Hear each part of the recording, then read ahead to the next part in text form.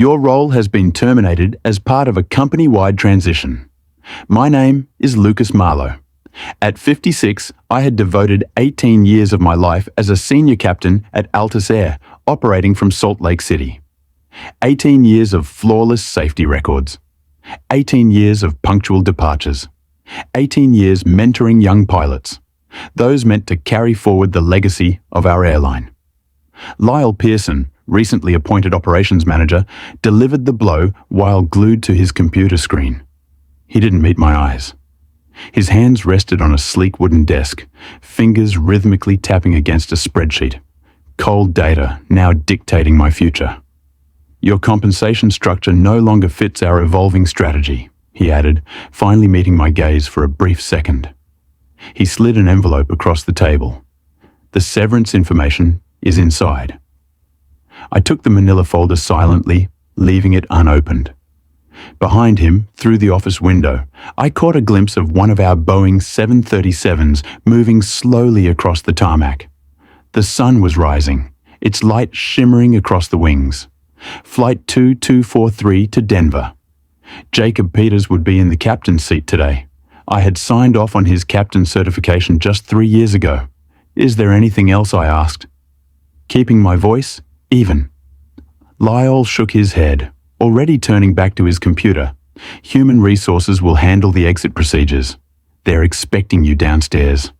I straightened my uniform jacket out of habit and walked to the door. 18 years dissolved in a 3-minute meeting. No questions about who would take over my training duties. No concern for the 6 flight instructors I supervised. No acknowledgement of the loyalty I had built among the crew. Captain Marlowe Lyle called as I reached for the door handle. We'll need your uniform returned before you leave the building. I nodded without turning around and stepped into the hallway where Ellen from HR was already waiting, clipboard in hand, her expression carefully neutral. As we walked toward the elevator, my phone vibrated in my pocket. A text from Thomas Wright, one of my first officers. Is it true news traveled fast in an airline? I tucked the phone away without responding and followed Ellen to the processing room where I would surrender my badge keys and the uniform I had worn with pride for nearly 2 decades. In the locker room, I changed into street clothes and folded my uniform with military precision, a habit from my Air Force days that had never left me. As I placed my captain's hat on top of the pile, I noticed a small photograph taped inside my locker. My first crew at Altus standing proudly beside our aircraft. Most of them were captains now commanding their own flights. They had no idea their instructor had just been grounded. I started flying when I was 19, scraping together enough money for lessons by working nights at an airport refueling station. By 25th, I had my commercial license and was flying cargo routes across the Midwest. The Air Force came next 11 years of service that took me from training flights to combat missions. When I joined Altus Air at 38, I brought that discipline and precision with me. In those early days, Altus was growing hungry for experienced pilots to expand their routes. Harold Winters, the founder, had personally recruited me, recognizing the value of military training. Build me the best damn flight crew in the industry, he had said. And for 18 years, that's exactly what I did. I trained them all, young pilots fresh out of flight school, military transfers, adapting to commercial aviation. Every captain who earned their 4th stripe in the last decade had spent time with me in the simulator, sweating through emergency scenarios and complex landing approaches. We built something special, a reputation for excellence and safety that made Altus the preferred airline for business travelers and families alike. Then Harold retired 3 years ago. His son Jeffrey took over as CEO, bringing in consultants and efficiency experts who knew spreadsheets better than they knew aviation. The first changes were subtle: reduced training hours, tighter turnaround times, fewer backup crews, small compromises that made the numbers look better but put pressure on the operational staff. Lyle Pearson arrived 6 months ago to optimize flight operations. He had never piloted anything more complex than a rental car, but he had an MBA and a mandate to cut costs. The warning signs were there. Senior staff began disappearing, replaced by contract pilots working at lower rates. Training budgets were slashed. When I raised concerns about safety margins in a management meeting last month, Lyle had smiled thinly and said, "We're aligning resource allocation with industry standards." My phone buzzed again as I left the HR office. A message from Catherine Reynolds, our chief flight instructor meeting in the pilot's lounge. Now I should have headed straight home, should have taken the severance and walked away clean. Instead, I found myself riding the elevator back up to the 3rd floor. 8 pilots were gathered in the lounge when I arrived. Thomas Wright, Catherine Reynolds, and 6 others, all captains. I had trained all wearing the same expression of barely contained anger. "Is it true?" Thomas asked again. I nodded once, effective immediately. The room went very quiet. "They said it was a restructuring decision," I explained, keeping my voice neutral. "Nothing personal, just business." Catherine snorted. "Nothing personal. You've been here since before half the management team graduated college." "What are you going to do?" asked Daniel Cooper. A senior captain who had been my first officer for 5 years before earning his promotion. I shrugged. "Take some time off. Consider my options." The word sounded hollow, even to my own ears. "This isn't right," Thomas said. He was pacing now, moving between the windows that overlooked the tarmac. "You're the backbone of the training program. Half the pilots in this company wouldn't have their wings without you." "The decision's been made," I replied. "There was no point in fighting it. I appreciate the support, but you all have flights to catch." Catherine crossed her arms. "My next flight isn't until tomorrow, and I'm thinking about calling in sick." The others murmured agreement, but I shook my head. "Don't put your careers on the line, that's not what I want." As I turned to leave, my phone rang. The screen showed Harold Winter's name. I stepped into the hallway to take the call. "Lucas, I just heard." Harold's voice was tight with anger. "Jeffrey told me it was a mutual agreement that you were ready to retire." "Not exactly," I said, watching through the glass as the pilots continued their heated discussion in the lounge. "This is not how I built this airline," Harold said. "Not how we treat our people. Especially not someone who's given everything to Altus. It's not your company anymore." "Harold." There was a long pause. "No, it's not. But I still have connections in this industry. Victor Chen over at Skyward Global has been looking for someone to overhaul their training program." Interested Skyward Global was a rapidly expanding charter airline focusing on corporate and luxury travel. They had a solid reputation and deep pockets. I might be, I admitted, but I just walked out the door. "I need some time. Take the weekend." Harold said, "I'll set up a meeting for Monday morning." As I ended the call, I saw Lyle Pearson walking briskly toward the pilot's lounge, his face flushed with irritation. Through the glass, I could see more pilots had joined the original group. At least 15 now, all in uniform, all looking grim. Something shifted inside me. For 18 years, I had given everything to Altus Air. Perfect attendance holiday flights middle of the night. Emergency replacements when others called in sick. I had built their training program from the ground up, created safety protocols that became industry standards, and personally mentored dozens of pilots. And they had discarded me with a 3-minute meeting and a manila envelope. I walked back into the lounge just as Lyle pushed through the door from the opposite side. "Don't you all have flights to prepare for?" he demanded. Nobody moved. 20 pairs of eyes turned to me instead, waiting. I made a decision. "Actually," I said quietly, "I believe we need to discuss crew safety concerns." Lyle's expression hardened. Captain Marlowe is no longer employed by Altus Air. Any safety concerns should be directed through proper channels. "You mean through you?" Catherine asked, her voice, carrying that dangerous calm I recognized from difficult flights. The same person who cut our simulator training hours by 30% last month. Lyle straightened his tie. Those adjustments were made based on efficiency analytics and industry benchmarks. Those adjustments put planes at risk. Daniel interrupted. "And now you're firing the one person who's been compensating for your cuts by putting in extra hours with newer pilots." I held up a hand before the situation escalated further. This isn't about me, it's about protocol and proper training. The pilots have legitimate concerns which they can file through the appropriate channels. Lyle repeated, glancing at his watch. Right now, they have schedules to maintain. Flight 3176 to Chicago boards in 40 minutes. Flight 2240 to Phoenix in an hour. No one moved. That's my flight to Chicago, Thomas said, and I'm not comfortable taking off without addressing these safety issues first. A muscle twitched in Lyle's jaw. You're contractually obligated to fly your assigned routes. Unless there's a legitimate safety concern, I countered, federal aviation regulations are quite clear on that point. Lyle's eyes narrowed. Is this your play? Marlowe disrupting operations on your way out. I'm simply supporting valid concerns raised by your pilots, I replied evenly. As a certified flight instructor, I have that professional obligation regardless of my employment status. The standoff continued for another tense moment before Lyle pulled out his phone. I'm calling Jeffrey.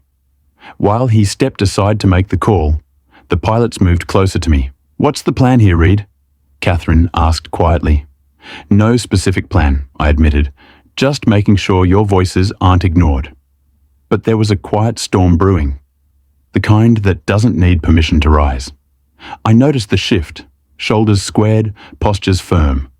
Word was spreading fast through text alerts. One by one, pilots began filling the lounge, their presence unspoken but powerful. Lyle returned, looking smug. Jeffrey is on his way down. In the meantime, all pilots are ordered to prepare for their scheduled departures immediately. Or what asked James Bennett, a veteran captain who had transferred from United around the same time I joined Altus. Or you'll face disciplinary action. Lyle snapped. Possibly termination. James laughed, the sound sharp in the tense room. I've got 27 years of clean flight records and 14 years at this airline. You want to explain to the board why you're firing senior captains during peak summer travel season. The elevator doors opened and Jeffrey Winters strode in his tailored suit, a stark contrast to the pilots' uniforms. At 35, he looked like a younger, less weathered version of his father, but lacked Harold's warm demeanor and aviation knowledge. What's going on here? He demanded, scanning the room. Your pilots have safety concerns, I said, before Lyle could speak. Concerns that have been systematically ignored for months. Jeffrey's expression tightened. Lucas, you're no longer employed here. This doesn't concern you. It concerns anyone who cares about aviation safety, I replied. And anyone who might fly on one of your planes. He turned to address the pilots directly. I understand there may be some attachment to Captain Marlowe, but this is a business decision. Nothing more. His gaze swept the room. Now, I need everyone to return to their duties immediately. No one moved. This is insubordination, Jeffrey warned. Catherine stepped forward. No, sir. This is a formal safety stand-down, initiated by concerned flight crew members as permitted under federal aviation regulations and our union agreement. Jeffrey's face flushed. Fine. You have 1 hour to present your concerns in writing to Lyle. Then everyone returns to their scheduled flights. As he turned to leave, he paused beside me. You're making a mistake, he said quietly. I could have made this transition easy for you. This isn't about me, I repeated. But we both knew that wasn't entirely true. The pilots gathered in the briefing room, quickly drafting a comprehensive list of safety concerns. It wasn't difficult. They had been accumulating for months. Reduced training hours, shortened turnaround times that left inadequate room for proper pre-flight inspections, maintenance issues that were documented but deferred, pressure to reduce fuel loads to save costs. I sat quietly in the back, offering occasional input, but mostly watching the organic organization of a crew I had trained. They were professional, methodical, and thorough. Everything I had taught them to be. While they worked, I stepped out to make a phone call. Victor Chen. The voice was crisp, authoritative. Mr. Chen, this is Lucas Marlowe. Harold Winters suggested I call Captain Marlowe. Victor replied, his tone warming. Harold spoke highly of you. Very highly. I understand Altus has made a significant error in judgment. That's one way to put it. I have a proposition for you. Victor continued. But first, tell me what's happening there now. Harold mentioned something about pilot unrest. I explained the situation briefly. Fascinating, Victor said. When I finished, and predictable. Listen, I need to make some calls. Can you meet tomorrow? Instead of Monday, I can meet whenever you want. Good. In the meantime, don't sign anything from Altus. No severance agreements. No non-competes. Nothing. Can you do that? Yes, excellent. I'll be in touch with details. When I returned to the briefing room, the atmosphere had changed. The pilots were huddled around Catherine's laptop, expressions grim. What is it? I asked. Daniel waved me over. We were pulling documentation to support our safety claims. Catherine found something in the system. Catherine turned the screen so I could see. It showed a series of maintenance reports for aircraft in the Altus fleet reports, with discrepancies between the initial submissions and the final versions. These were altered, she explained. Maintenance issues downgraded from critical to advisory. Required service intervals extended beyond manufacturer specifications. I scrolled through the documents, my concern growing with each page. How long has this been happening? Based on what I can access, about 4 months, Catherine replied. Right after the new maintenance management software was implemented. The software Lyall insisted would streamline operations, Thomas added. This went beyond cost cutting. This was dangerous, potentially criminal. We need to include this in the report, I said. Catherine nodded. Already done. But Lucas, this isn't just about safety anymore. This is fraud. These records are submitted to the FAA. The door opened and Jeffrey entered with Lyall and 2 men. I didn't recognize. Your hour is up, Jeffrey announced. Lyall will review your concerns and address them appropriately. In the meantime, these gentlemen are from company security. They'll escort Captain Marlowe from the premises. Catherine closed her laptop and stood. We're not finished. Yes, you are, Jeffrey replied coldly. All pilots are to report to their scheduled flights immediately or face termination for job abandonment. Did you know about the maintenance reports? I asked him directly. Jeffrey's expression didn't change, but something flickered in his eyes. I don't know what you're talking about. The falsified maintenance records, the ones being submitted to the FAA with critical issues, downgraded. Lyall stepped forward quickly. That's a serious accusation without evidence and completely off topic from the agreed discussion. We have the evidence, Catherine said. Both versions of the reports, Jeffrey and Lyall exchanged a glance that confirmed everything. This meeting is over, Jeffrey declared. Security will remain here until all pilots have left for their assigned duties. As the security guards moved toward me, I saw Thomas quietly slip Catherine's laptop into his flight bag. Whatever happened next, the evidence was secure, and I suddenly understood that this wasn't just about my termination. It was about silencing anyone who might uncover what they had been doing. The security guards escorted me to my car in the employee parking lot. As we walked, my phone buzzed with a text from Victor Chen. Meeting confirmed 9 a.m. tomorrow. Skyward Global Headquarters. Once alone in my car, I called Harold Winters. It's worse than we thought, I told him. They've been falsifying maintenance records. Harold's sharp intake of breath told me everything. That explains the sudden profit margin improvements Jeffrey's been bragging about, cutting corners on maintenance. The pilots have evidence, but Jeffrey's threatening termination if they don't fly. Where are you now, parking lot? They just escorted me out. Good, stay away from the terminal. I'll make some calls. I drove home to my empty house, divorced 3 years ago. Daughter in college on the East Coast, and waited. Within an hour, my phone began lighting up with messages. Thomas Flight 3176 to Chicago, cancelled, mechanical issues. Catherine 2240 to Phoenix. Grounded crew unavailable. James Denver route cancelled. Similar story across the board. One by one, Alta's pilots were finding reasons not to fly. Not an organized strike that would be illegal without proper union procedures, but individual decisions based on professional judgment and safety concerns. By evening, the Altus website showed dozens of cancellations. I received a call from an unfamiliar number. Captain Marlowe, this is Lisa Brennan. FAA Safety Inspector. I understand you may have information about falsified maintenance records at Altair. I do, but I'm not the primary source. You should speak with Catherine Reynolds, their chief flight instructor. We're working on that, Inspector Brennan replied.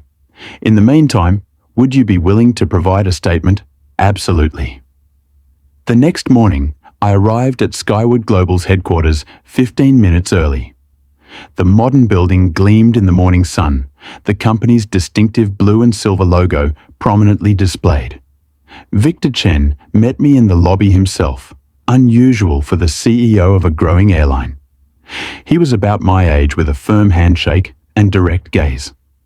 "Thank you for coming, Captain," he said, leading me toward the elevator. "We have a lot to discuss." In the conference room upstairs, he got straight to the point. Altair is in serious trouble. Victor began.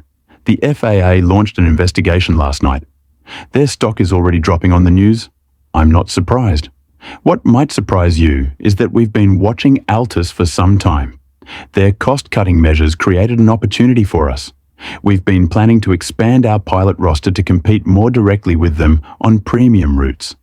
He slid a folder across the table. Inside was an employment contract with a compensation package significantly higher than what I'd had at Altus. "We want you to lead our flight operations and training program." Victor continued, "Complete autonomy. Build it your way, with safety as the priority." I glanced through the contract, noting the title Director of Flight Operations. "There's more," Victor added. "We're prepared to offer positions to any qualified Altus pilots who want to make the switch immediately." How many positions? How many pilots do you trust? I thought about the faces in that room yesterday. The professionals I had trained and mentored for years. At least 30, I replied. Experienced safety. Focused captains and first officers. Victor smiled. Perfect. That's exactly what we need to execute our expansion. My phone buzzed with a text from Catherine FAA investigators at headquarters. All flights grounded pending inspection. I showed Victor the message. Timing is everything in business. He said, sometimes you have to wait for the right moment to make your move, like when your competitor fires their most connected pilot and alienates their entire flight crew in one catastrophic day of miscalculations. I accept, I said, extending my hand. The plan was taking shape, not one of revenge, but of rebuilding something better. 3 weeks after my termination, I stood in Skyward Global's newly expanded training center. The state-of-the-art facility featured 6 flight simulators, advanced emergency training equipment and classrooms equipped with the latest aviation technology. Victor had delivered on his promise of autonomy, approving my design specifications without hesitation. What do you think? Victor asked, surveying the space. It's exactly what I envisioned, I replied. He checked his watch. They should be arriving soon. On cue, the main doors opened. Catherine Reynolds entered, first followed by Thomas Daniel and 27 other Altus pilots, all wearing civilian clothes, all carrying their personal flight bags. Welcome to Skyward, I said simply. Catherine grinned. Nice setup you've got here, Captain. As the pilots explored the facility, Victor pulled me aside. 30 pilots in one day. That's quite a statement. They're the best in the business, I told him. My phone rang. Harold Winters calling. You watching the news, he asked, without preamble. No, why turn it on? Any business channel? I nodded to Victor, who activated the large screen in the briefing room. The business news showed Altair's stock in free fall, down 46% since the FAA investigation began. The ticker at the bottom indicated trading had been temporarily halted. Jeffrey just resigned. Harold said in my ear, Board forced him out after the preliminary FAA findings. Lyle's gone too effective immediately. The news anchor was saying, industry sources confirmed that Altair has cancelled over 340 flights in the past 3 weeks due to pilot shortages and aircraft groundings. The company has been forced to lease aircraft and crews from competitors at premium rates to maintain their core routes. Victor turned to the assembled pilots. Ladies and gentlemen, welcome to the future of premium aviation. I thought of Lyle Pearson's dismissive words. Your compensation is no longer aligned with our growth model. He had been right in a way I was worth far more than Altus had been paying me, a fact now quantified precisely by the market value of 30 experienced pilots and 340 cancelled flights. Sometimes the most powerful response is not what you say, but what you build after you leave. 6 months later, I stood on the tarmac watching Skyward's newest aircraft, a sleek Boeing 787 Dreamliner, make its final approach. The plane touched down smoothly, reverse thrusters engaging at exactly the right moment. Perfect landing, as I'd expect from Catherine Reynolds. Skyward Global had expanded rapidly, adding 16 new routes and capturing a significant portion of the premium market formerly dominated by Altus, their training program. My training program was already being recognized as the industry standard for safety and excellence.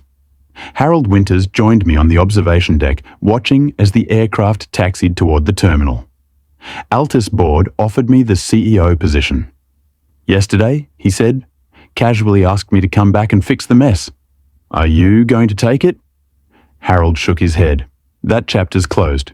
Besides, I'm enjoying retirement." The Dreamliner came to a stop at the gate.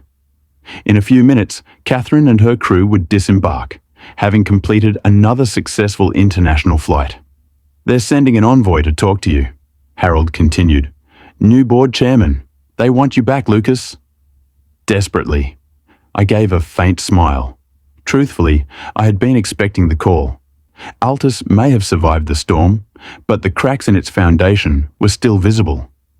Restoring its standing would take more than policies. It needed steady hands at the helm. "What's your answer going to be?" Harold asked, eyes watching the tarmac below. Catherine had just stepped onto the jet bridge, her gaze catching mine as she offered a wave. I waved back, then replied, "I'm already home." We stood in silence, observing the coordinated hustle of the ground crew prepping the aircraft. By this time tomorrow, I'd be flying again, this time to Tokyo, at the helm of a special charter. Not because they needed pilots, but because I had earned the right to stay connected to the skies. Leadership didn't mean stepping away from what you loved. It meant holding on to it with purpose. "You've built something extraordinary," Harold said quietly. "We built it," I replied, my thoughts drifting to every pilot who had believed in the vision. The sunlight danced across the Dreamliner's wings, just as it had months ago when I stood powerless, watching Flight 2243 taxi away from Lyle Pearson's office. The difference now? I wasn't grounded. I was flying again, on my own terms.